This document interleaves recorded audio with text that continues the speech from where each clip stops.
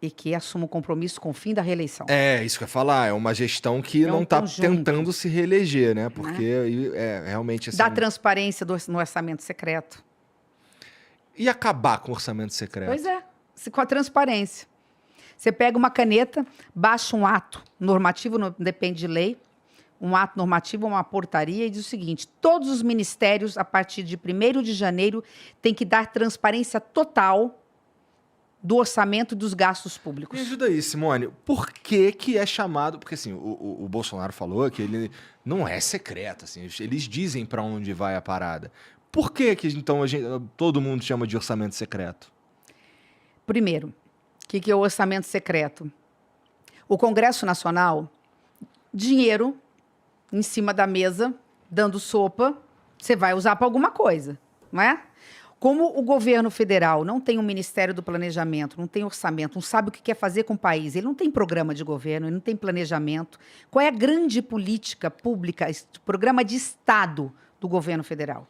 A grande novidade. Largou as casas populares para quem ganha um salário, até um salário mínimo e meio, não executou executou 2%, não tem política. Então ele não sabe onde ele quer chegar.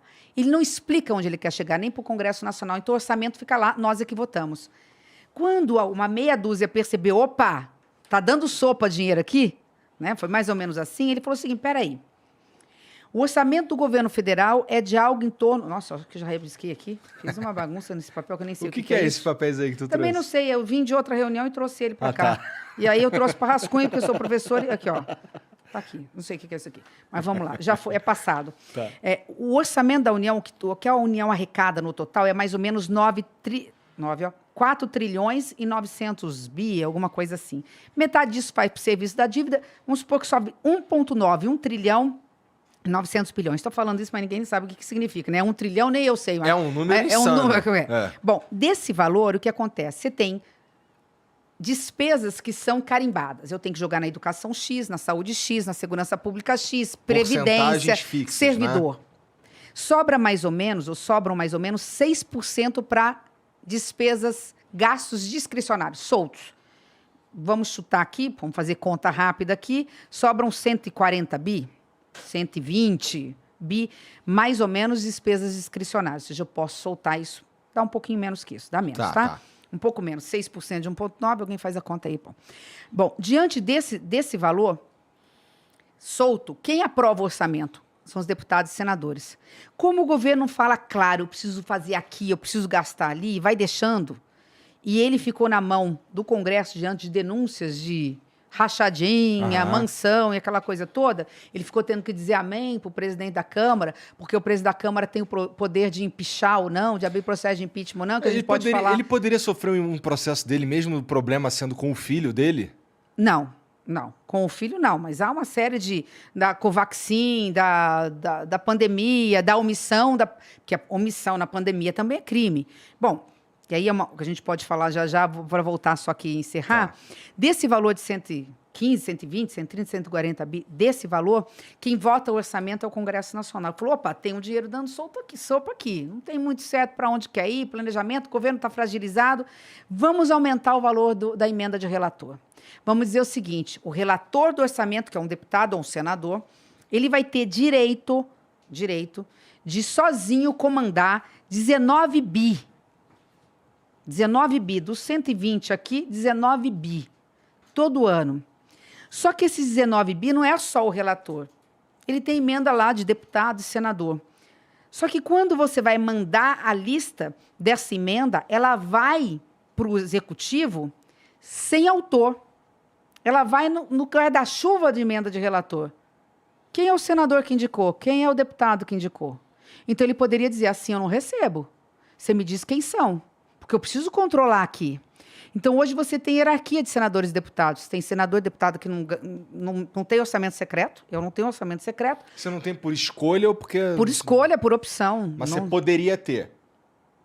Se eles quisessem me comprar para eu não ser candidato à presidência do Senado, por exemplo, não vou entrar em detalhes. Se me ofereceram, não me ofereceram, porque eu não tenho como provar. Tá bom. Então, como eu não tenho como provar, não quero receber um processo mas aqui, mas né? Não é uma questão de, quero usar. Não é assim. Você meio que é oferecido É assim É que funciona? oferecida por hierarquias, foi oferecido ali na eleição.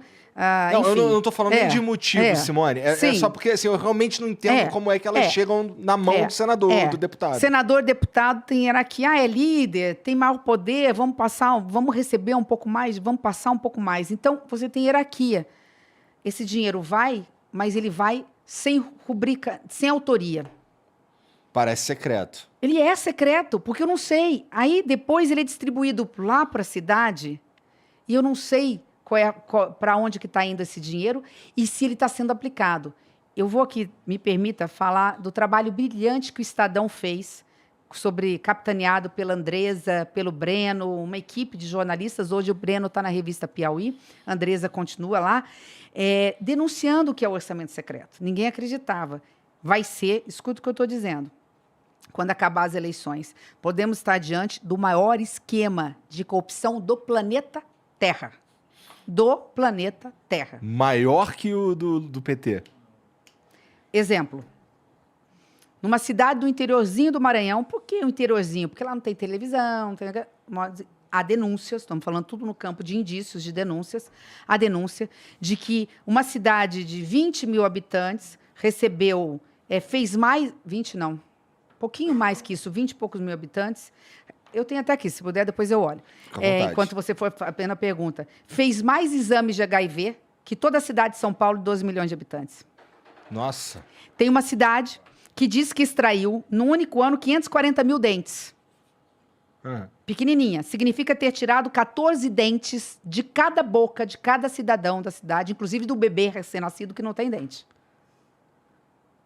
Então, eu posso estar falando de uma nota fria, onde eu falo, olha, eu fiz tal coisa, me paga. Então, não estou falando daquela coisa de levar 10%, não. Estou falando de nota inteira, que pode ter sido fria e que pode ter simplesmente o dinheiro ter saído de Brasília, chegado lá e ido para o bolso de alguém, ou de alguéms, né? Ou seja, de 3 ou 4 num conluio.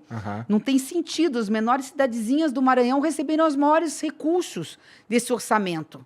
E aí você vai puxar a fila, porque ele é secreto, eu não sei de onde saiu, quem foi o autor, quem tem a digital, quem tem a rubrica, eu não consigo controlar. Agora ele vai se tornar público, porque um valor dessa grandeza não fica escondido por muito tempo. A hora que o Ministério Público puder ter o direito e a autonomia de investigar, já está começando agora lá nas cidades, algum prefeito caindo, outro sendo com mandado de prisão, etc., vai ficar claro. Então, assim, é pitoresco, é interessante, vale a pena ver esse artigo. Porque, além de ser muito bem escrito, foi investigado, a coisa está andando, e isso vai cair no colo. Então, você faz com uma portaria, você torna público.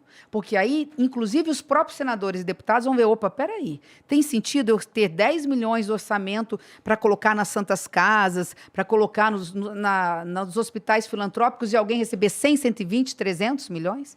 Então, você tem que abrir a caixa alaranjada, né? Sim.